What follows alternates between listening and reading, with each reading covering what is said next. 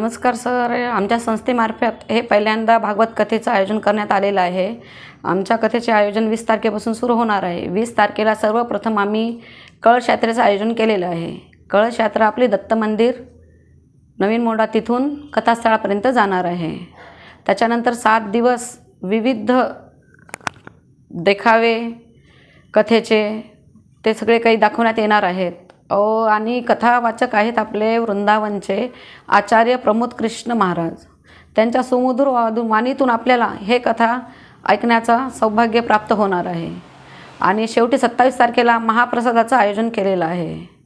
तरी माझी अशी इच्छा आहे सर्व भाविकांना की त्यांनी 7 दिवस कथेचा अवश्य लाभ घ्यावा, ही माझी सर्वांना नम्र विनंती आहे। आणि आम्हाला ह्या कथेसाठी सर्व संघटनांनी सर्व मंडळांनी आणि सगळ्यांनी सहकार्य केलं आहे। त्याच्यामुळे आम्ही इतका मोठा कार्यक्रम पुढे घेऊ शकत आहे।